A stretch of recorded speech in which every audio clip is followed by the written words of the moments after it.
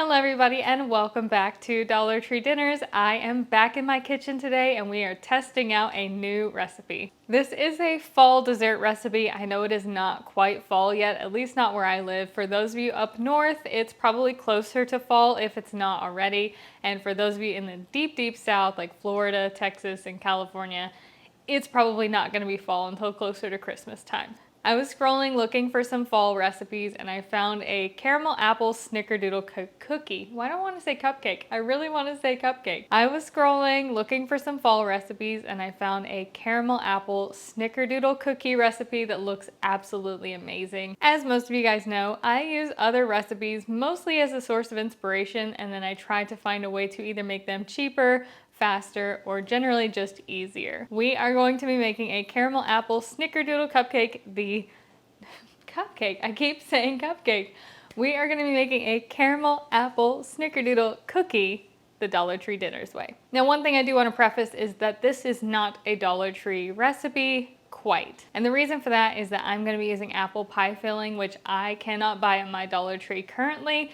That doesn't mean that you can't. I saw it around Thanksgiving time last year. Some of your stores may still have it in stock. My store does not. I'm hoping that they get it in stock again this year because I didn't get a chance to try it last year. There's one other ingredient that you cannot currently buy at Dollar Tree, and that is cinnamon. There are a lot of brands of cinnamon that are currently on recall, and Dollar Tree, the Supreme Pantry, what brand is it that Dollar Tree carries? Supreme Traditions. The Dollar Tree brand of cinnamon is one of these cinnamons that is on recall. So apple pie filling and cinnamon you cannot buy at Dollar Tree, but every other ingredient you can, and hopefully apple pie filling comes back in stock a little bit later this year. Because I couldn't get the apple pie filling at Dollar Tree, I just went ahead and bought all of my ingredients at Dollar General, and I have two ideas for the snickerdoodle cookie base. The first is a cake mix cookie. That is a white cake mix or yellow cake mix, whichever one you have, and you mix this with oil and eggs to make a cookie. You completely ignore the instructions on the box. The second is more of your traditional snickerdoodle cookie, which is just a sugar cookie dough that is rolled in cinnamon sugar. So we are completely ignoring the instructions on the box of cake mix. That is a 14-ounce box of cake mix, and we're gonna mix it with a ½ cup of oil. You can use any neutral flavored oil. You wouldn't want to use something like olive oil, as that's going to put a flavor. I'm just using standard vegetable oil. Now, I'm all about options, so I'm going to be adding in 2 eggs, but I have also tested these cake mix cookies with a ½ cup of unsweetened applesauce in place of the eggs. That is a ¼ cup per egg, or a ½ cup total, and the cake mix cookies turn out fabulous with the applesauce as well. Now, one thing about that method is if you're using applesauce, you may want to use a cinnamon applesauce just to get a little bit more of that fall flavor in your cookies. Stir that all until it is completely incorporated. This dough is looking a little thinner than most of my cake mix cookies, so it could be a difference in the brand of cake mix. And I know they have reformulated some of these recently. I probably should have stuck with the Pillsbury one from Dollar Tree, because I have done that one before and I know 100% that it works. So we're gonna cover that and chill it in the fridge for 1 to 2 hours, and I'm gonna go ahead and make the sugar cookie base as well, just in case for some reason this specific brand of cake mix does not work for making the cookies. So for my other variation, I'm gonna do 2 packs of sugar cookie mix, and I'm gonna be using 1 stick of softened margarine. This you can also buy at Dollar Tree or Dollar General. I got mine at Dollar General, which is actually cheaper at Dollar General than it is at Dollar Tree, because at Dollar General you get this 1 pound, which is 4 sticks for $1.35. At Dollar Tree you get 2, or the equivalent of 2, for $1.25. And then for each of these mixes you need a tablespoon of water, so I'm gonna add 2 tablespoons total. But I do think I am gonna use my electric mixer for this just to make easier work of it.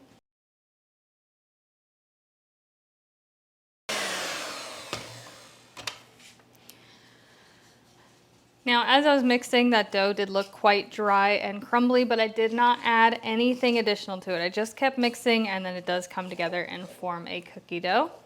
And then just like the cake mix cookies, no different, I'm gonna cover and refrigerate this for 1 to 2 hours. That is an important step in making cookies, and I will explain why. And number 1 gives the dry ingredients extra time to rehydrate, giving you a better texture to your cookie. And then the second part is that it chills the cookies so that all of that fat and sugar doesn't just melt in the oven, creating less of a spread on your cookie, which is ideal for certain types of cookies. We're going to be making quite large cookies. We don't want them to spread and just turn into little cookie pancakes. So that is why we chilled the dough. While we wait for our cookies to chill, we can prep our apple filling. Again, I'm just using canned apple pie filling. This is from Dollar General. These are $2.50 a can.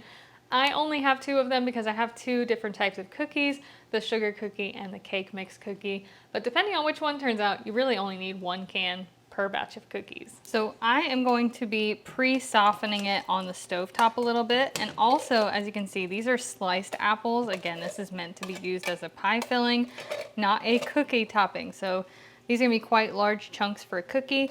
So we're gonna soften them on the stovetop, but we're also gonna mash them up a little bit, get them into smaller pieces.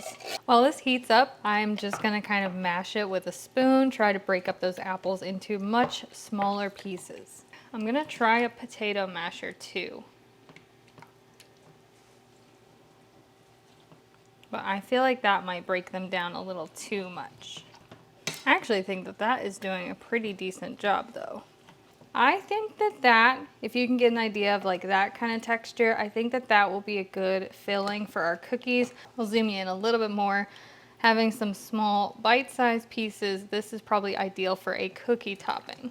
As soon as your apples are as soft as you like them, you can just take it off the heat and let it cool completely while we wait for our cookies to chill. So we've got a snickerdoodle cookie base, we've got an apple pie filling, and then there is one other part to a caramel apple snickerdoodle, and that is the caramel. For that, I'm gonna be using some of these Werther's Chewy Caramels. Now again, I have 2 bags because I'm doing a double batch of cookies, but if you're just doing 1 batch, you probably only need 1 bag. This is a very easy caramel sauce that you can make in just the microwave.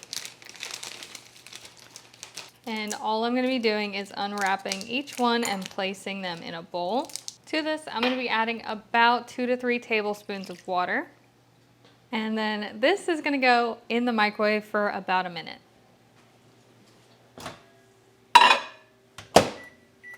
It's gonna look like this when it comes out of the microwave. So it's not really gonna look like much, but we're gonna stir it and it should come together and turn into a caramel sauce. If you need to, throw it back in the microwave for another 15 to 20 seconds or so until it is fully incorporated. You can't mess this up, just microwave and stir, and it'll come together when it comes together. But that is our caramel sauce. It's looking a little thin right now, but it will thicken up as it cools. Now, if you wanted to take this a step further and take this caramel sauce and turn it into a salted caramel, all you have to do is add salt, regular table salt or sea salt. I'm gonna go with some coarse sea salt. I get this at Dollar Tree. I'm just gonna add a couple pinches. The only thing to know is that sea salt is less salty than table salt. So if you're using table salt, use less. If you're using sea salt, you can be a little heavier handed with it depending on how salty you want it. So once this is to your liking, we're just gonna set that aside and let it cool completely as well. To turn our regular cookies into snickerdoodle cupcake. I keep saying cupcake. To turn our regular cookies into snickerdoodle cookies. I cannot get that right today. We are gonna be mixing 3 tablespoons of sugar, just regular granulated sugar, with a tablespoon of cinnamon. I'm gonna start off with that much, and this is something if I need to make a second batch of, I definitely can, or I can make extra. You can always keep cinnamon sugar just on hand in your pantry for making things like cinnamon sugar toast or things like that. I know that is quite a few steps to get to the point of actually baking the cookies, but our dough is still chilling. It's only been about 30 minutes or so, so I'm gonna let that chill for at least another 30 to 45 minutes, and then we'll come back for the next step. So I think we're gonna start with our cake mix cookies, which should be very well chilled now. It's been close to an hour and a half in the fridge, and I use a 1.5 ounce scoop. This is a old rice scoop from when I worked at Taco Bell. And this is why I was saying this cake mix seems a little looser than other cake mixes that I've tried. So the Betty Crocker recipe might be a little bit different than other cake mixes, which this recipe is definitely different because I am only getting about 7 large cookies out of this, where I usually get 8 out of the Pillsbury. So I'm gonna take each of these cookies and roll it into a ball. And then I'm also going to roll it in our cinnamon sugar topping. I do not have very high hopes for these cake mix cookies. I don't think that these cake mix cookies are going to be able to hold the apple pie filling because they are just a little too loose. Now, I have seen people do a couple of different variations of these kind of pie-filled cookies. Some of them put the pie filling in and bake it with the cookies, and some of them bake the cookies, then make the imprint and add the pie filling after it has been baked. Like I said, I don't have very high expectations for these cake mix cookies. I am gonna go ahead and try each cookie 2 different ways. So the first, I'm gonna make an imprint in the top of the cookie with a tablespoon. And then I'm gonna use that same tablespoon to fill each cookie with some of the apple pie filling. But I wonder if these cookies are gonna spread a lot more because we're already kind of pre-spreading them before we put them in the oven. So I did that for 3 of the cookies. The other 4 I'm going to bake without the filling, and then we will add the filling maybe halfway through after they've par baked a little bit. So I'm gonna go ahead and pop those into a 350-degree oven. For cake mix cookies this large, I usually do 15 minutes. So I actually have 2 boxes of Pillsbury mix in my pantry, and I just noticed that these are both 15.25 ounces. And I do remember seeing a video, it could have been from last year, where somebody was talking about how they always use Betty Crocker mixes, and they noticed that the old packaging had 15 ounces, the new packaging had 14 ounces, but the recipe on the back stayed the same. Same ratio of water, oil, and eggs, and kind of how that was, as a baker, they understand that that shouldn't be the same because baking is a science. It's all about ratios. But the cake mix cookies work really well with these 15-ounce boxes of cake. I don't know how, I can already tell that these cookies are spreading quite a bit.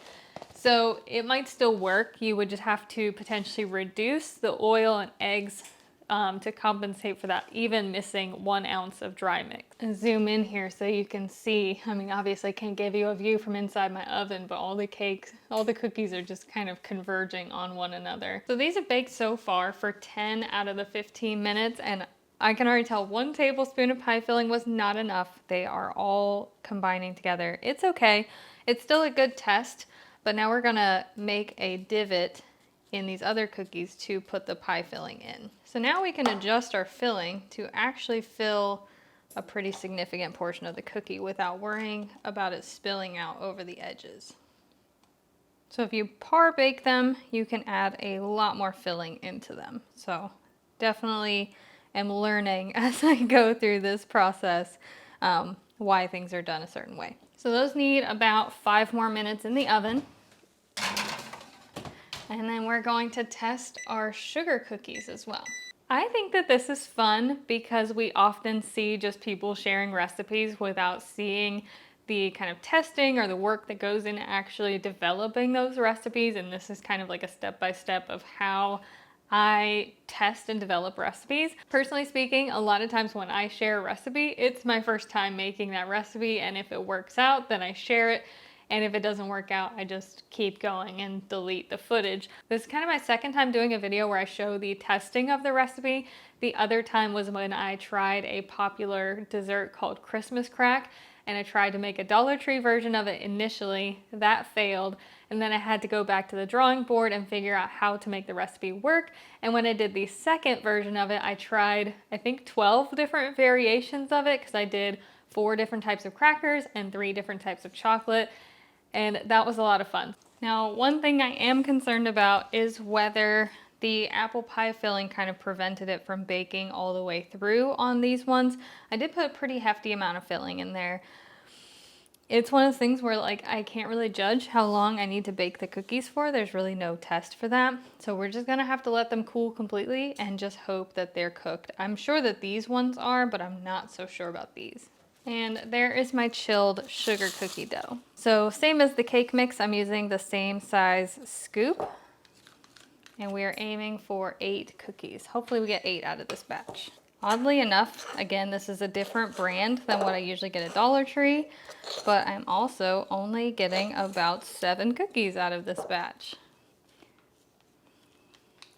Using all of the same size of everything. That is so peculiar. I think it's a valuable lesson in sometimes a recipe doesn't work just because of the products that you're using, not necessarily because you're doing anything wrong. Learning from my cake mix cookies, I'm just gonna pop these in the oven without adding the filling. So we're gonna do 350 for 10 minutes. Oh, that moved over when I put it in there. All right, we are ready to stuff our sugar cookie snickerdoodles. These are looking a lot better. I have much higher expectations for these. Let's go ahead and make the well, although they're not really spreading. I'm gonna have to kind of push them out a little bit. I'm genuinely hoping that at least one of these is a successful test. So let's add our apple pie filling. Oops, that one made a mess. I'm not really measuring, but if I had to guess, I'd say it's about two, maybe 2.5 tablespoons of apple pie filling on each cookie. And let's pop those back in the oven for the last 5 minutes. Oops, oh no. I messed that one up. This experiment so far has been a little less successful than I initially would have hoped, but I think we've learned a lot from this, and I think that these cookies are going to turn out good regardless, because they are salted caramel, they are apple pie, they are snickerdoodle, they are all these beautiful fall flavors. Even if we have to figure out the technical aspects of it, the recipe itself is not going to be bad. So again, I think these are done. I ended up giving them 1 extra minute.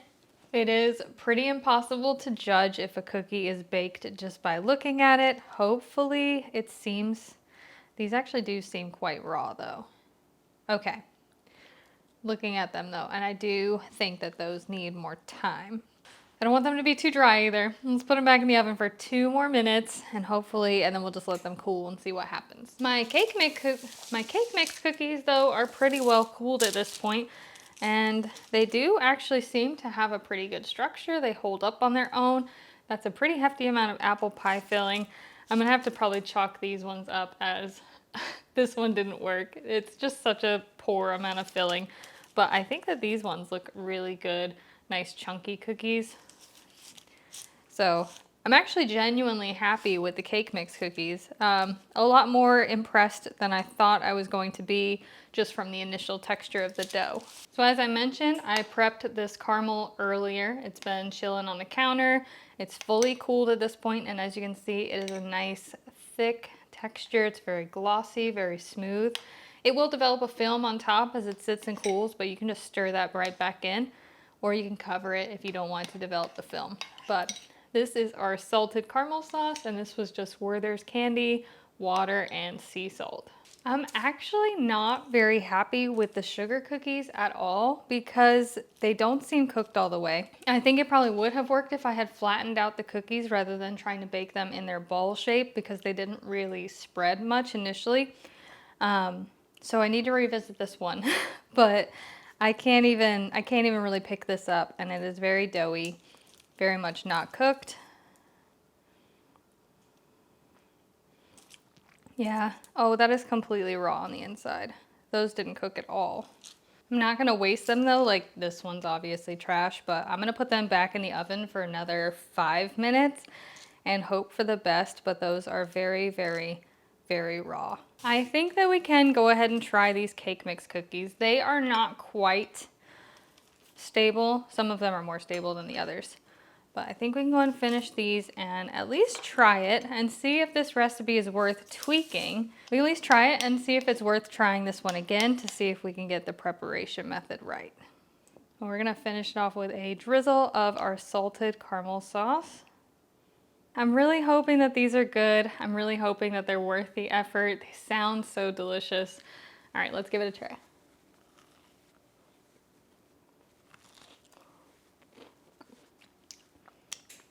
Oh my God. I'm gonna grab a fork because these ones are also still a little doughy on the inside, but I think that this recipe is fabulous. Oh my God. I don't know if I'm gonna be able to try the sugar cookie version because it is completely raw. I'm trying to bake it a little while longer. But here's what I'll say about the cake mix version. This is the best, single best cookie that I have ever made. It's crispy, but it's light and fluffy. I love the cinnamon sugar. The apple is crisp, but slightly sweet and adds a little bit of tartness to it. And then you have that salted caramel drizzle. It is an over the top dessert for sure. And I really want to perfect this recipe. I'm not going to give up at this one because this one is worth sharing. Absolutely. I think that the cake mix is the way to go. I haven't tried the sugar cookie version, but I like the texture of the cake mix a lot. And I think it makes it feel a little bit less like a cookie in a way. Like it is a cookie, but oh my God. It's just the perfect combination of sweet and tart and salty from that salted caramel sauce. Dang, that is a good cookie. I'm gonna have to let Michael try it and see what he thinks. Michael has tried the cookies and he's in agreement that these are fabulous and I need to perfect the recipe. It's not the recipe, it's the technique. It's trying to get the cookie to cook all the way through with the apple pie filling.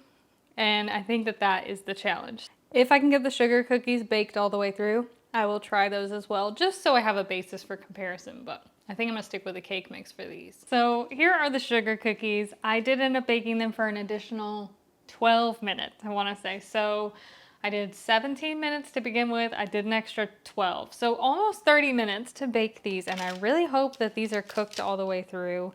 I haven't done the caramel drizzle on them yet. I'm gonna just go ahead and drizzle some on top. And we're just gonna try it and see how this one turned out. All right, it does seem like it's cooked all the way, and I've let it cool quite a bit so it's not hot and it's got some structure, but we're just gonna try it and compare it to the cake mix. I will never not be humbled by my own biases and preconceived notions. I thought the sugar cookies were gonna taste so much better, but I prefer the cake mix cookies. The sugar cookies are more dense, they're more sweet.